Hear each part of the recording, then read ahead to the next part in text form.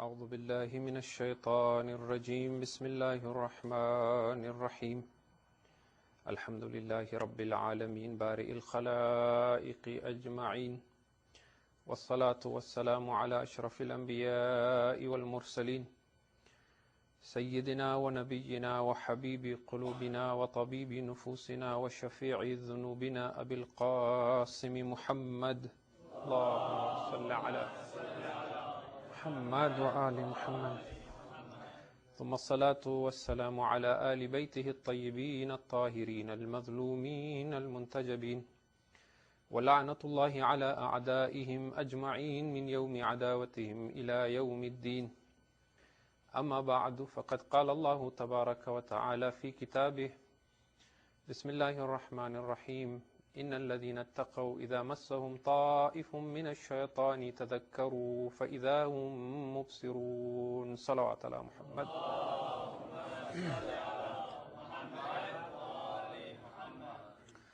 We continue with our discussion on the root cause of negative suffering.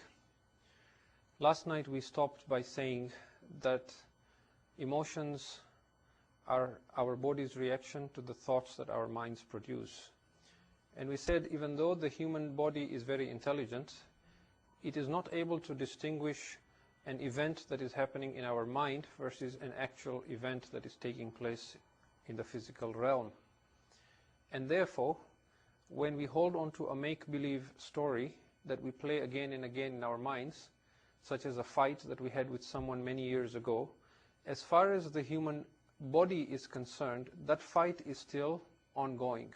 And it therefore reacts with the same reaction like a real fight, which then causes harm to the body. Now, after last night's lecture, I received some very valuable feedback and suggestions and questions from brothers and sisters, and I just want to mention a few very quickly before we continue. One of my dear brothers suggested a book that you might want to look up as well. It is called Why Zebras Don't Get Ulcers. And it is written by a biologist on the science of stress. And so it explains from a scientific aspect the harm that negative thinking does to your body. And obviously from a medical aspect, it looks at why zebras not only don't get ulcers, but they also don't get arthritis or diabetes or heart disease and so on. And the same idea that we talked about the duck and so on, where if a zebra was being chased by a lion, for the 10-15 minutes that it is being chased, it will run and run and run because its life depends on that. And either it'll get killed or it'll escape. And if it escapes, it'll hide and pant for a bit and relieve itself of that stress, and then it will move on as if nothing has happened. It won't keep obsessing, I almost got killed by a lion, or the lion is coming, or when is it coming next, or do you know what happened to me last year, right? So these lectures are not meant to go into the detail of our, psychology and physiology and how our body and minds interact, but if you're interested, this is a title you can look at. One of the questions that has come to me is, if I regularly suffer from backache or headaches or body ache, does that mean I have a lot of negative suffering in me? So I just want to mention as well that we're not trying to suggest that this is the only reason.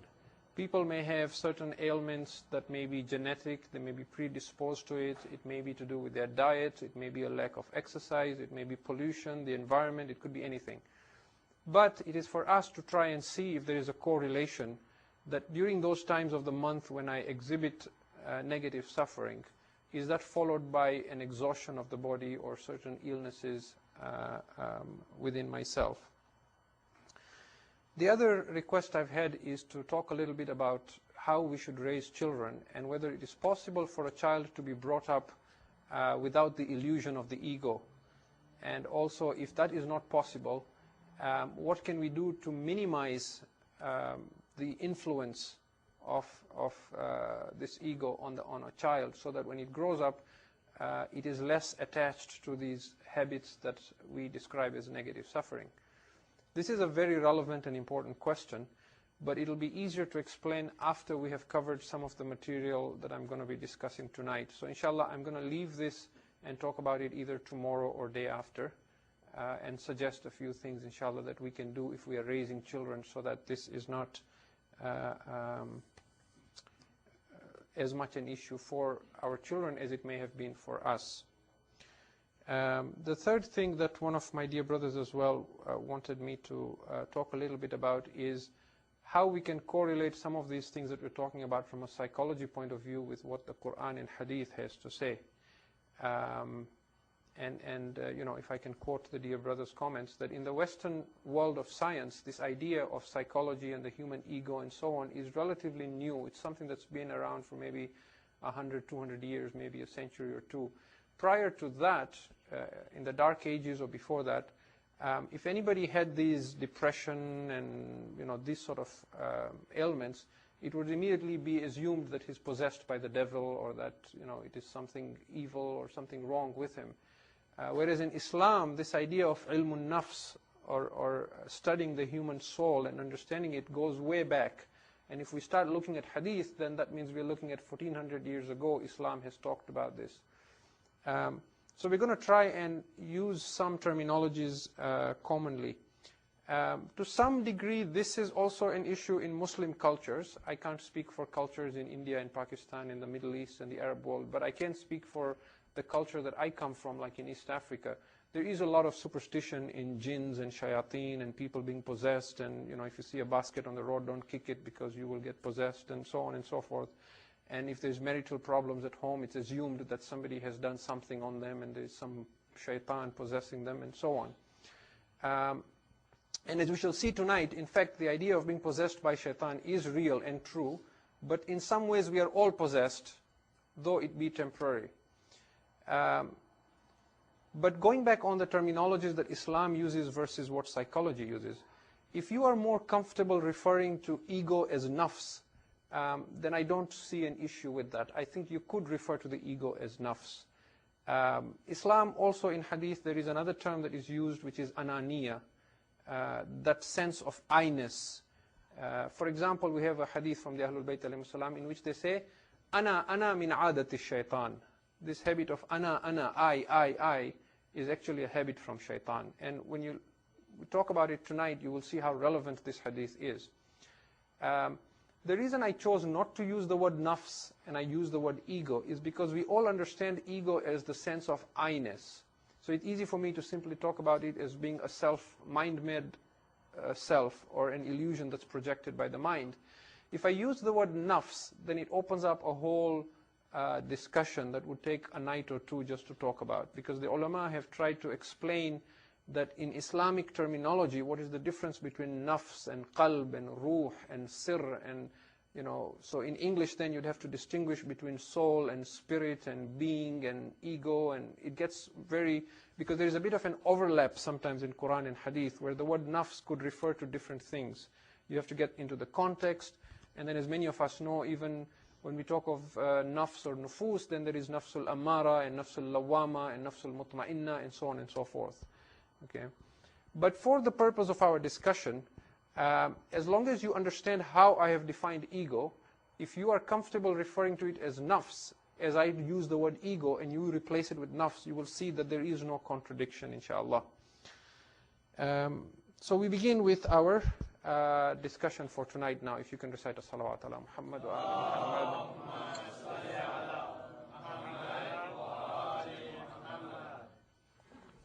Now, as the mind persists with a story that it holds on to and does not want to give up, not only does it generate a lot of thought, but it also generates a lot of emotions.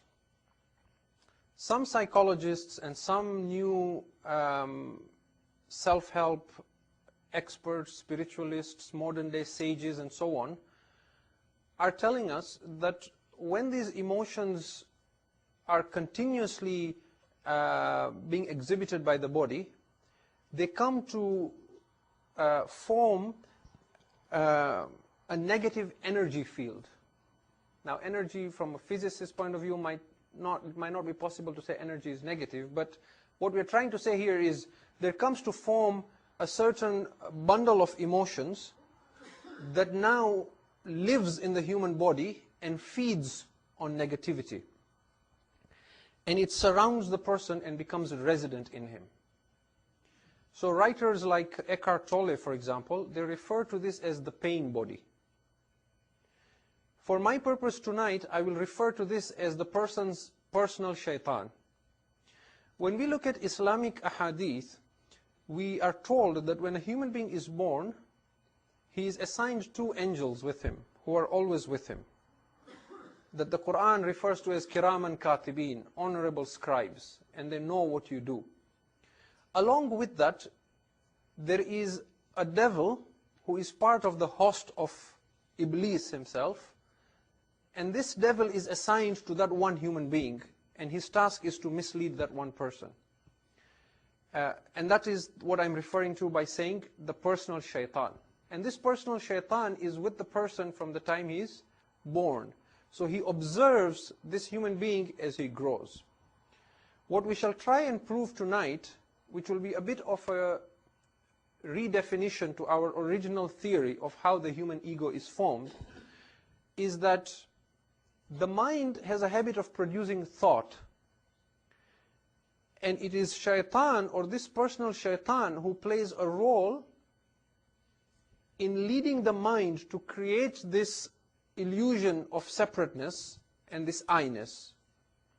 And then it feeds on the negativity that this mind then comes to believe and produce as being me. In other words, once the mind has been tricked into creating this ego or this false sense of I, and once the mind comes to believe that the methods I need to use to get happiness are actually methods that create unhappiness, then this shaitan to some degree has succeeded, because all he then has to do is pretend to be the thoughts of the person, and the person has no idea that right now it is shaitan who is doing the thinking, or it is shaitan who is in the driver's seat. And by trying to solve the problems which invite unhappiness, he is actually feeding that shaitan, that personal shaitan. And as we discuss it, it will become more and more apparent.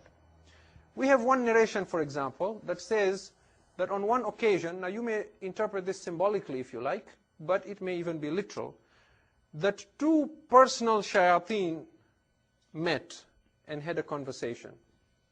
And these 2 were assigned to 2 different human beings. And one of them looked extremely chubby and plump and fat. And the other one looked very thin and pale and weak and malnourished, basically. And when they had a conversation, each one was asking the other, what's up with you? Why are you so overweight, mashallah? And the other one was saying, why are you so wasted? And the narration explains that the one who is plump is basically suggesting that the person I am assigned to does exactly what I tell him to do. And so he feeds me. And because he feeds me, this is the reason why I appear to be so well fed. And the other one says the opposite, that the person I've been assigned to is extremely pious, and he denies me the food that I need from him. This is the reason why I am so wasted, and this is why I am dissolving.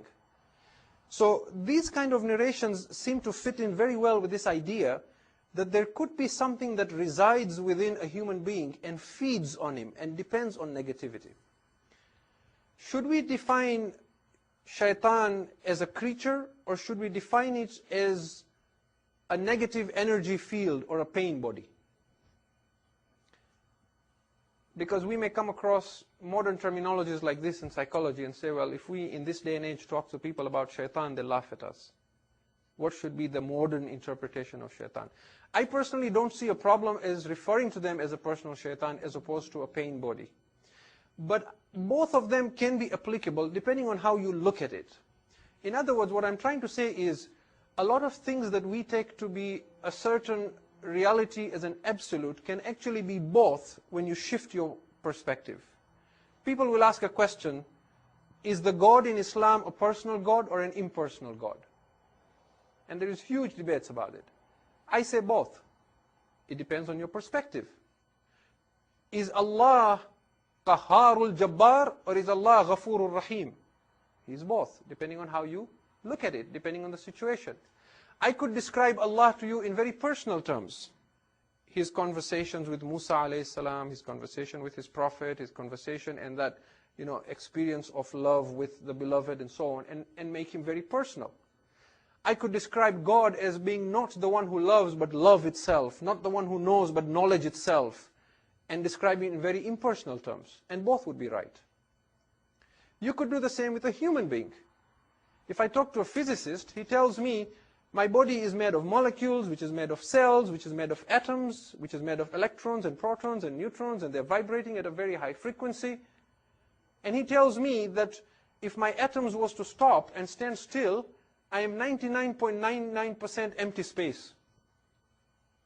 And there's a whole discussion on how we can relate this to the universe and how a human being is a microcosm of the universe, based on that famous poetry of Amir al-Mu'mineen alayhi salam, in which he says, Allahumma salli ala Muhammadin wa ali Muhammad wa ali Muhammad ataz'amu annaka jirmun saghir wa fi kan tawa al-alam al-akbar.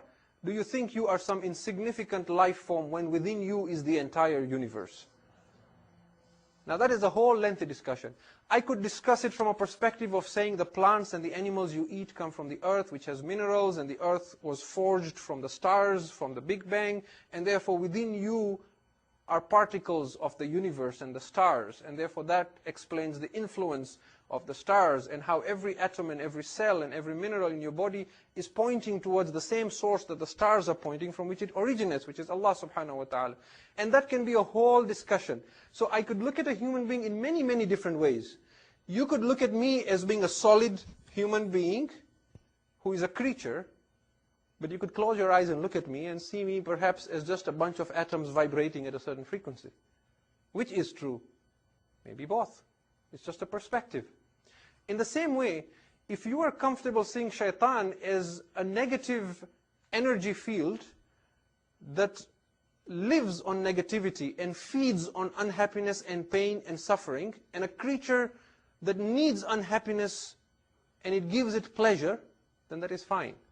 And if you want to define it in a traditional sense of being something that looks red with horns in the head and has a tail and, But for our purpose here, we will sometimes refer to it as the pain body and sometimes as the personal shaitan, so that we keep both perspectives and both focuses in mind. Now, if we think of shaitan as a creature that feeds on negativity and thrives on suffering and pain, we also know that shaitan is well aware that a human mind that is not focused on Allah, or a human being who is not focused on Allah, his mind is an excellent tool for generating suffering, as we have seen on the past couple of nights.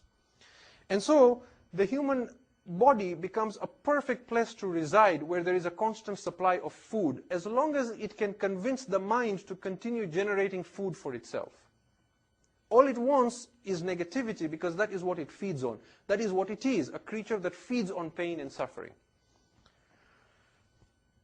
Tolle, for example, who refers to this bundle of emotions that resides a body as pain body, here's how he defines the pain body. He says, the pain body is a semi-autonomous energy form that lives within the human being, an entity made up of emotion.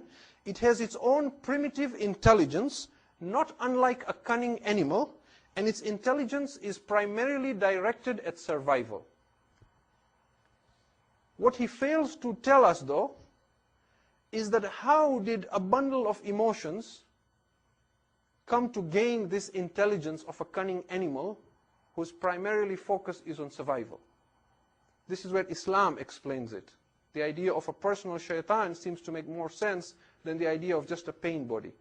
Because you could have generated a lot of negative emotions to a point where you created a field of negativity around yourself, and that it resides and sets on you like a heavy cloud. But how does it gain this intelligence that uses your mind to generate food for itself? So Islam then gives an answer that makes a lot more sense.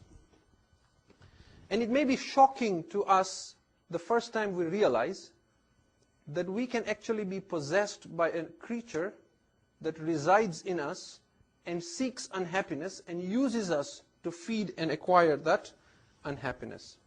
And as we shall see, what is even more shocking is that the more you start discovering who a human being is, you will learn that a human being is actually an empty shell. In the words of many ahadith, where we are told that your heart is nothing but a battleground in which the angels and the demons are constantly fighting for your soul, and whoever wins the battle takes your soul at the time of your death. Based along those same lines, it may be shocking for us to realize that you are an empty shell. At any point in your life, you are possessed by something. Usually, it is the ego. But sometimes, it is shaitan. And sometimes, it is an angelic being, when we have the noble and divine thoughts coming through us. When a person surrenders completely, he still is possessed, but now he is possessed by Allah. We talk of people being possessed by jinn.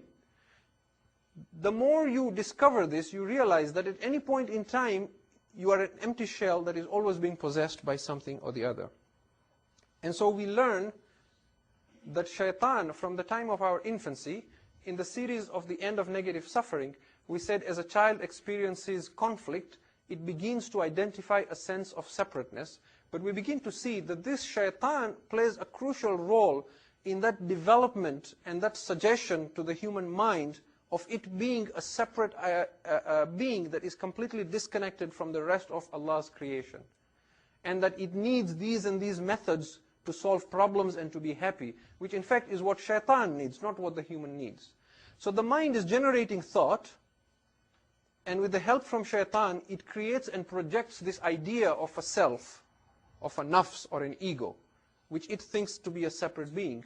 And shaitan, as long as this human being is unconscious, it will use the mind to keep thoughts coming through, to keep this ego alive, because with this ego being alive, it continues to want problems and suffering that it thinks will resolve its problems. But its primary purpose is to feed this shaitan.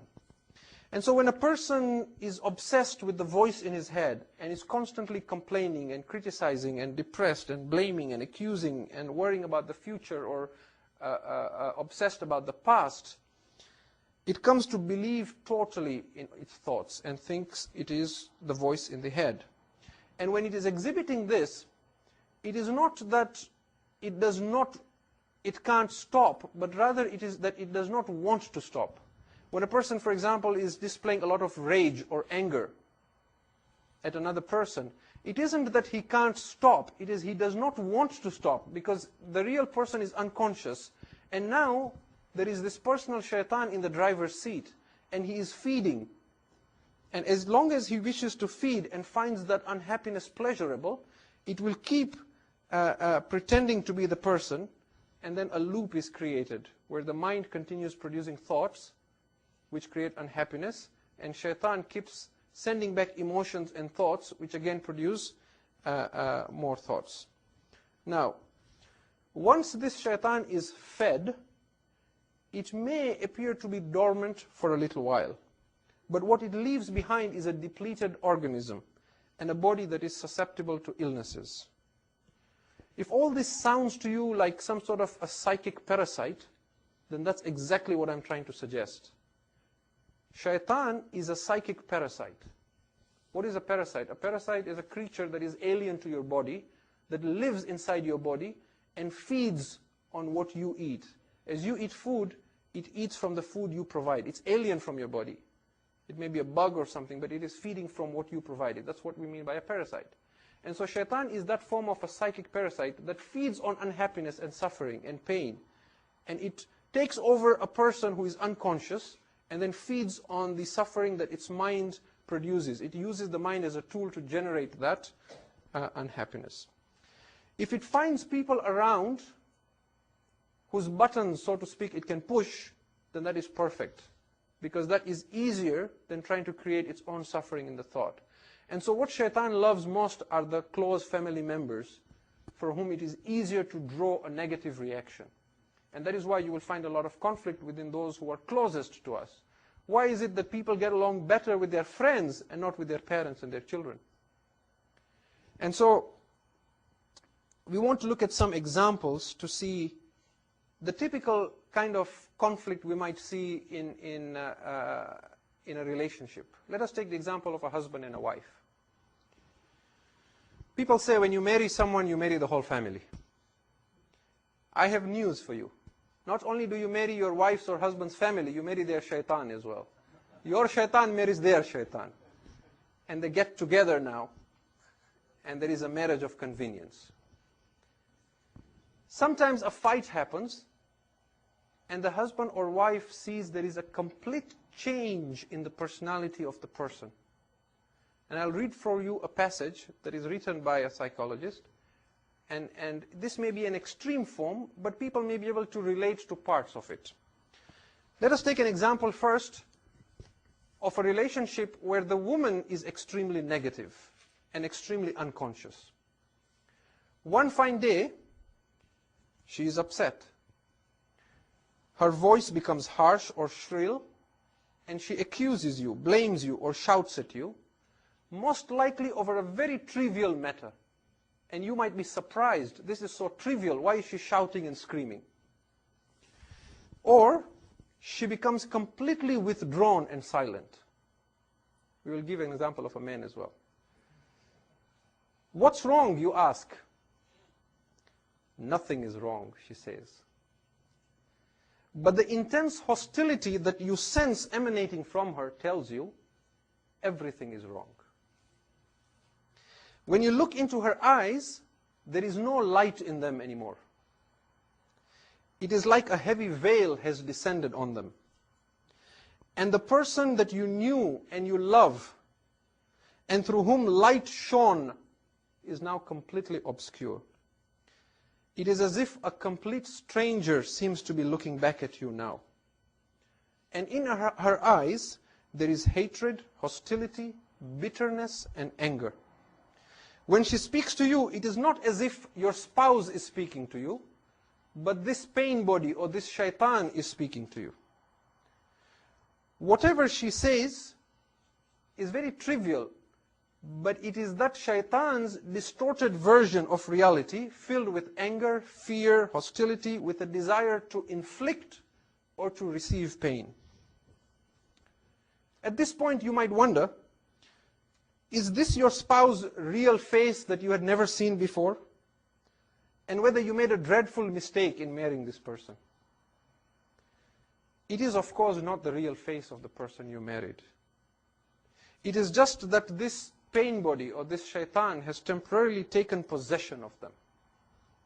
In other words, the real person that you love is there, but is unconscious. That hostility, that anger, that resentment in the eyes, that withdrawal, is not her. It is something that has taken possession of her.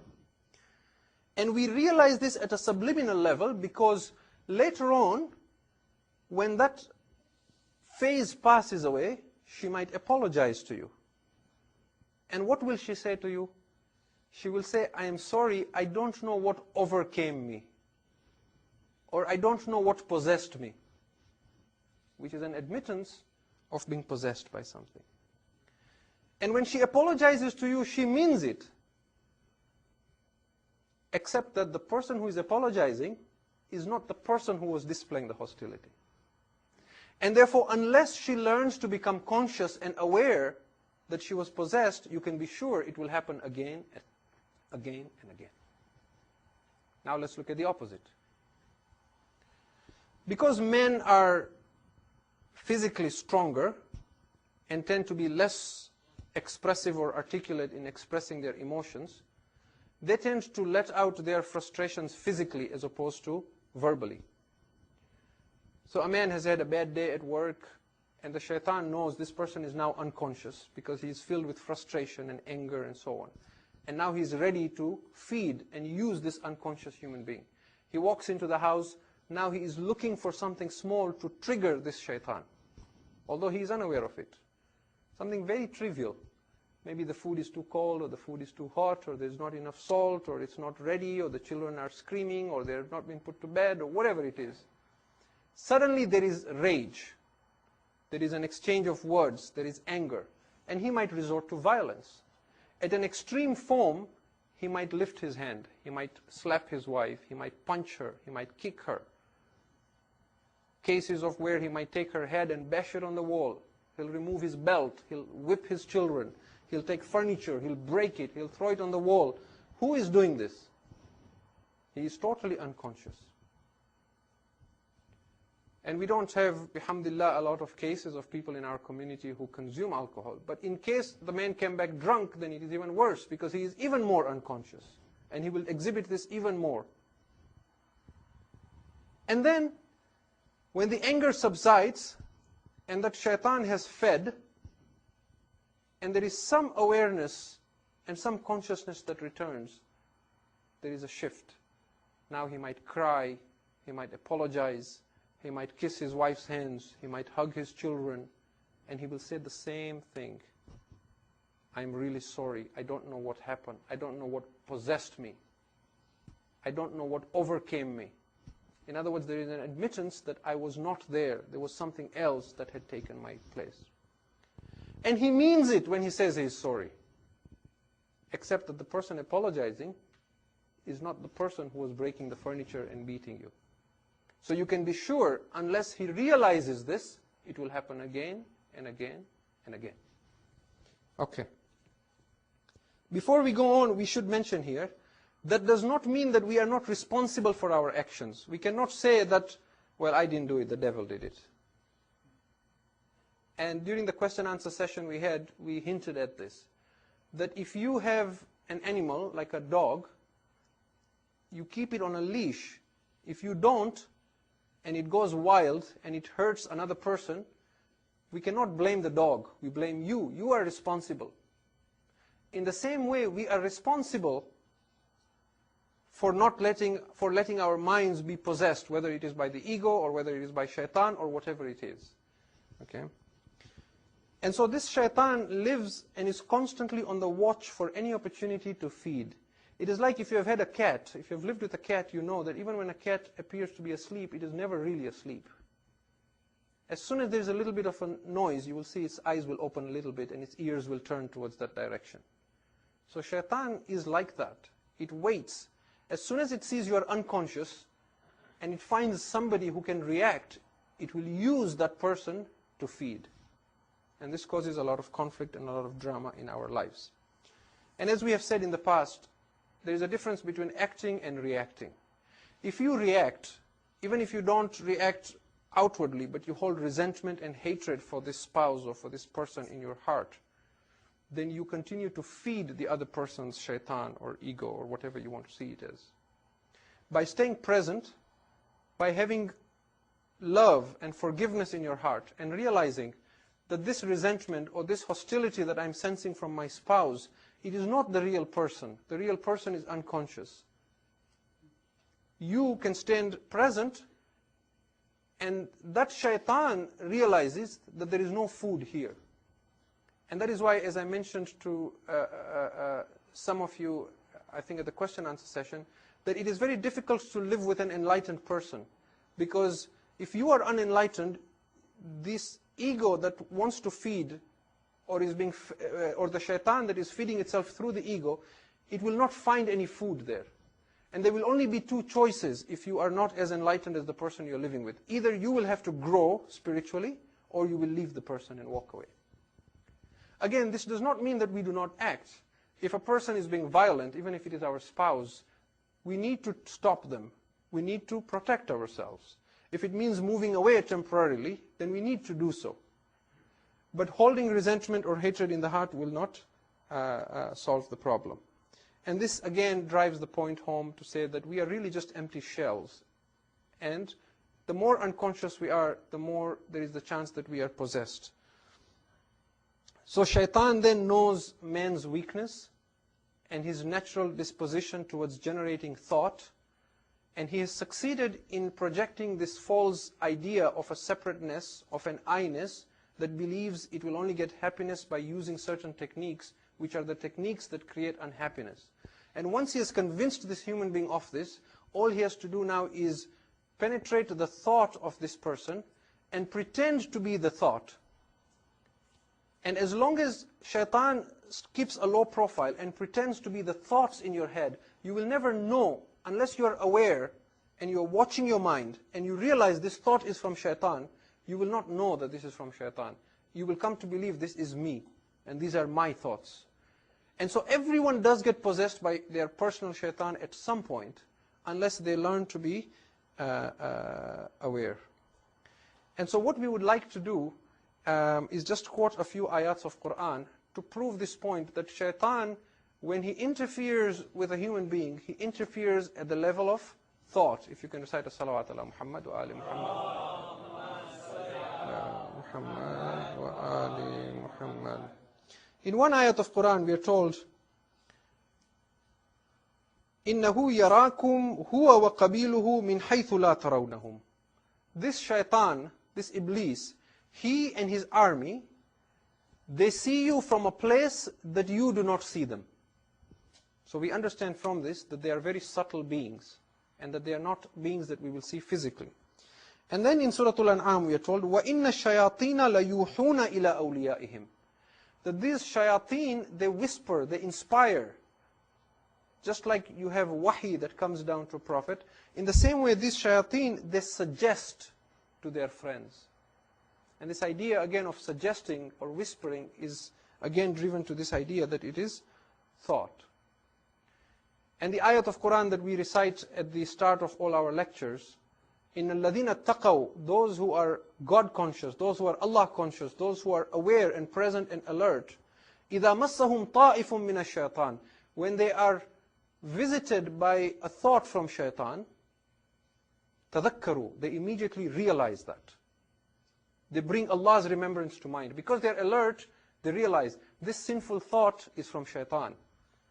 And because they're present and alert, and they constantly engage in the dhikr of Allah, they see it coming.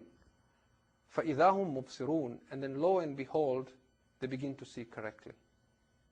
And so there are many, many such incidents by which we can know. And there are other ayats of Quran that inshallah I will share with you tomorrow as well.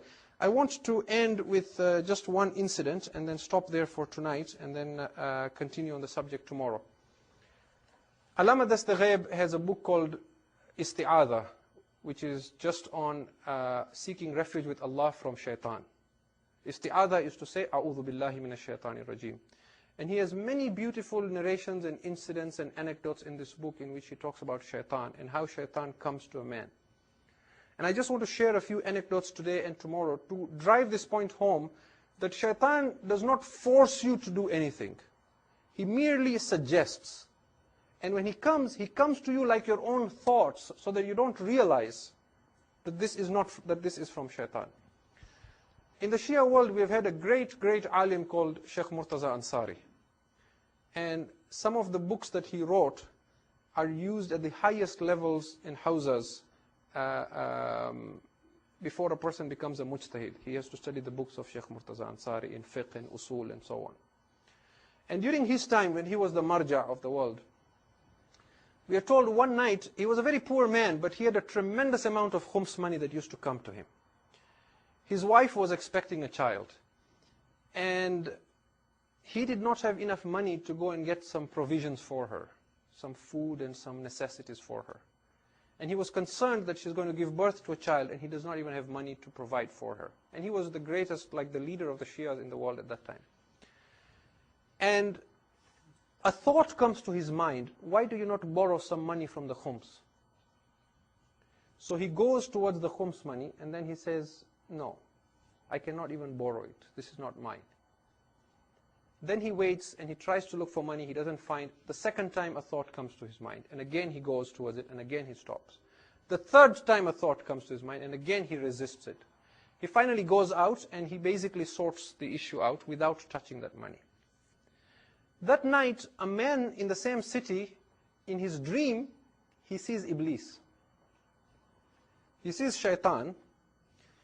And he narrates that he sees shaitan has all these different instruments in front of him. He's got all these chains and ropes and all kinds of harnesses in front of him. And he's having this conversation with Iblis and saying to him, what are all these things? And shaitan says to him, these are the chains and the ropes that I use to hold believers and pull them towards sin. So at our world, it is a thought. But at a different plane of existence, it is holding you and forcing you to look at that non-mahram, or forcing you to walk into a place that is sinful, or forcing you to go sit on the computer and surf on a website you shouldn't be surfing, or force you to hold the remote and a channel, forcing you, not as in physically forcing you, but suggesting it to you. But on one plane, it appears he is using some sort of a harness. And the man is amazed. He says to Iblis, when you want me to sin, what are you using? Which of these? And Iblis says, you, I don't use anything. I just call you and you come running. And the man is surprised. Then he says, I saw one heavy, thick chain that was broken in 3 pieces. And I said to Iblis, I said, what is this? He said, this chain, this morning, I tried to use it on your Sheikh Murtaza Ansari 3 times. But every time I pulled him, he broke it. I have not been able to catch him. And the man did not understand this. He says, the morning came and he immediately rushed to Sheikh Murtaza Ansari. And he said to him, oh Sheikh, I had a very strange dream last night. This is what I saw. And Sheikh Murtaza Ansari says, yes, 3 times yesterday the thought crossed my mind to go towards this khums money and take what wasn't mine. So the more we read such incidents, and I invite you to look at this book and to look at all the incidents that you know about shaitan, you will find one consistent pattern. That when shaitan comes, he comes at the level of thought. He whispers a thought. And then the choice is ours whether to act on it or not. Whether we act on it or not will depend on how focused we are on Allah and how present and aware we are. And so in the interest of time, we stop here for tonight and we continue tomorrow, inshallah. We pray to Allah subhanahu wa ta'ala to accept our gathering here this night and in these last nights of Ramadan. May Allah bless us. And we pray to Allah subhanahu wa ta'ala that before the month of Ramadan ends, He should purify us and forgive all our sins. ربنا تقبل منا إنك أنت السميع العليم. صلوات على محمد. هم من الشيطان تذكروا فإذا هم مبصرون. صلوات على محمد.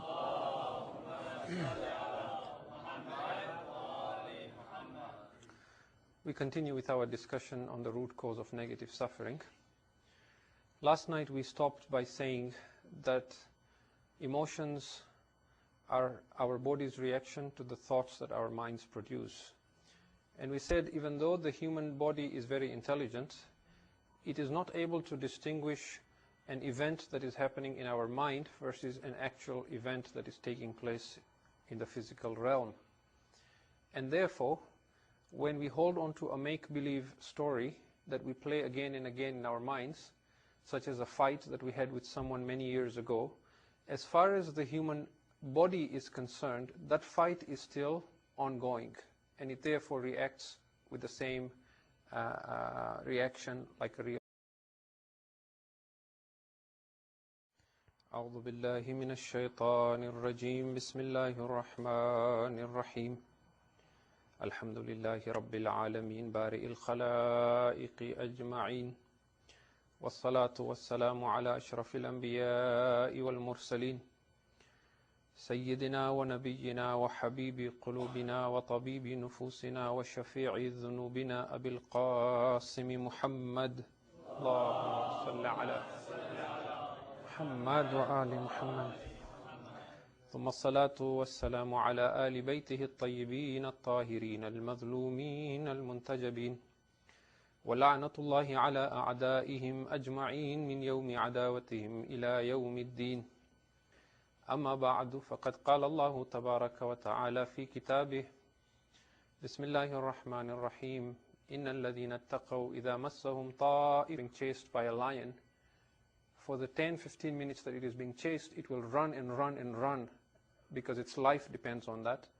And either it will get killed or it will escape. And if it escapes, it will hide and pant for a bit and relieve itself of that stress. And then it will move on as if nothing has happened. It won't keep obsessing. I almost got killed by a lion, or the lion is coming, or when is it coming next, or do you know what happened to me last year? Right? So these lectures are not meant to go into the detail of our, psychology and physiology and how our body and minds interact. But if you're interested, this is a title you can look at. One of the questions that has come to me is, If I regularly suffer from backache or headaches or body ache, does that mean I have a lot of negative suffering in me? So I just want to mention as well that we're not trying to suggest that this is the only reason.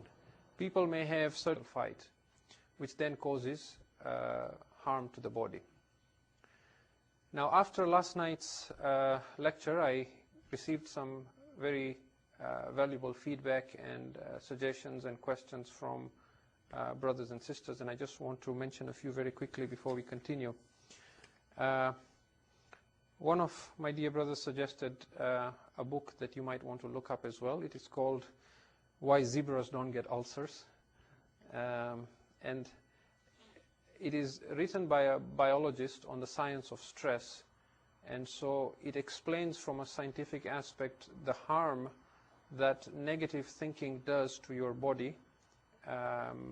And obviously from a medical aspect, it looks at why zebras not only don't get ulcers, but they also don't get arthritis or diabetes or heart disease and so on. And the same idea that we talked about the duck and so on, where if a zebra was certain ailments that may be genetic, they may be predisposed to it, it may be to do with their diet, it may be a lack of exercise, it may be pollution, the environment, it could be anything.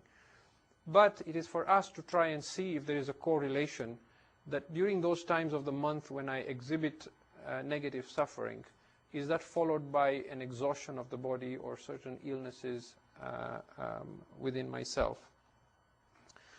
The other request I've had is to talk a little bit about how we should raise children and whether it is possible for a child to be brought up without the illusion of the ego.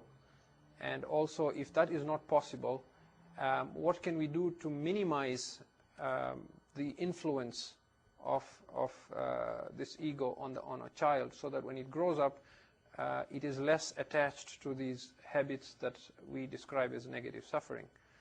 This is a very relevant and important question, but it'll be easier to explain after we have